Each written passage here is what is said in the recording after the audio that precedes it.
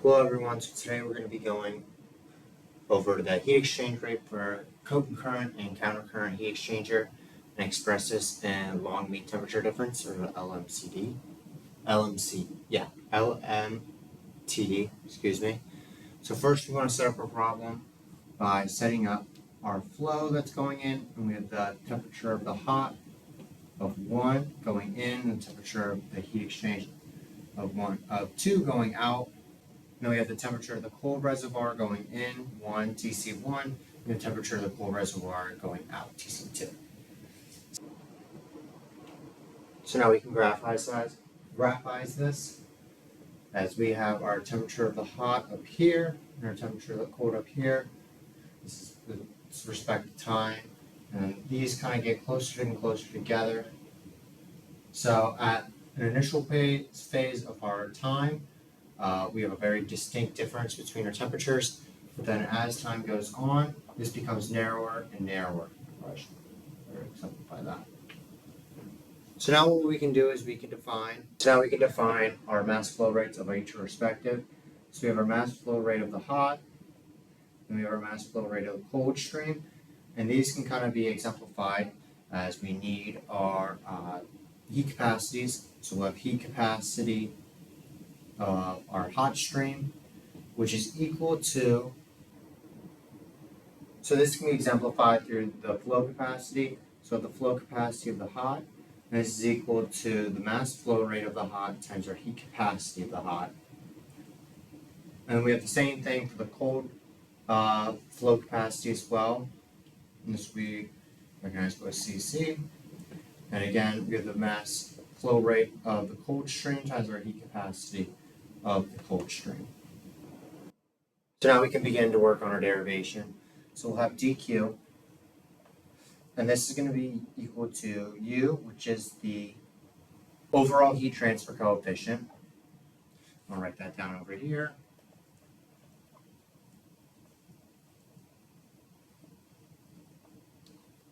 And this is times by the temperature of the hot reservoir minus the temperature of the cold reservoir, and this is all times by, with respect to temperature of the area of the cube.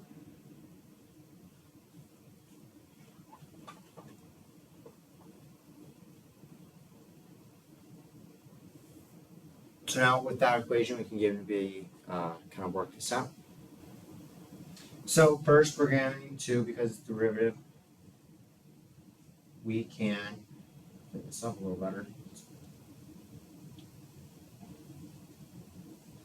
Antiderivative on each side.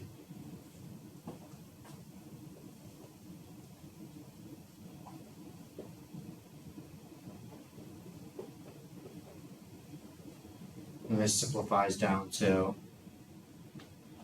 dq is equal to U delta T dA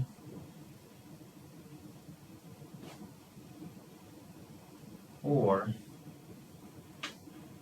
for each dq we have dq of the hot is equal to M of the hot times Cp of the hot, or heat capacity of the hot, times our derivative of temperature of the hot. And then if we remember from over here, we can sub that back in, our flow capacity.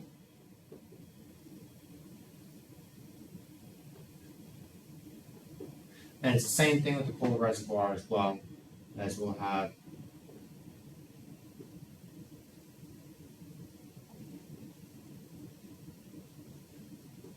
cold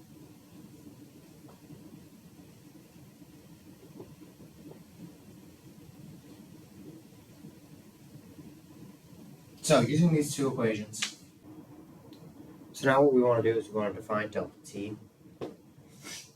So delta T, put it over here, is equal to the change in temperature of H minus temperature of cold. And this is essentially equal to the derivative of delta T is equal to derivative of temperature of H minus derivative of temperature C. Negative dq of H over C capacity of H minus dQ of C minus our flow capacity of the cold stream.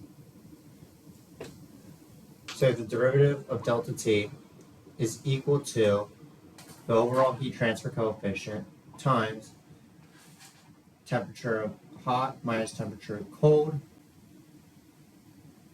delta T times 1 over the flow capacity of hot minus flow capacity of cold times delta of the area of the cube. So we're going to divide this delta T over on both sides, and then we're going to integrate. So we have the d of delta T over delta T is equal to the integration of the overall heat transfer coefficient, 1 over CH plus 1 over the flow rate of the cold capacity times delta A. The following, where we have 2, 1, and we have delta derivative of delta T over dt, and then because the derivative is only here and they don't really match up to any of these, we can put all these on the outside.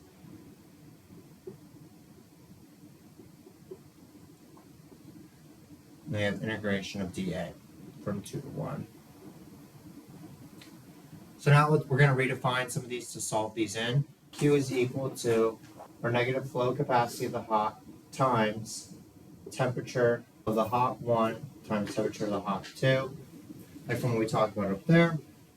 And Q is also equal to our cold capacity times temperature of the cold 1 minus temperature of the cold 2. Just like from what we talked about up there. We input these values back into our original equation, we get the following, which we have ln of delta T over delta T1, and that's equal to negative overall heat transfer coefficient times our area, and then that's over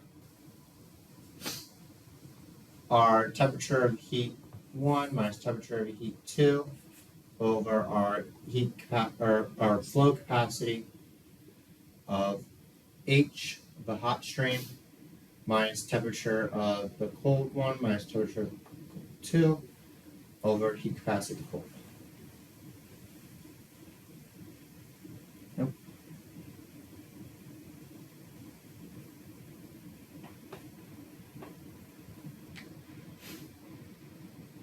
So if you remember correctly, our delta T H is equal to TH1 minus TH2, TH2, TH1, and it's the same thing with the cold stream. So we can input this back in and try to solve again, and solve for that Q value, which is equal to negative UA times delta T2 minus delta T1 over ln, or natural log of delta T2 over delta T1, and that is our log mean temperature difference. So thank you very much, and that is it.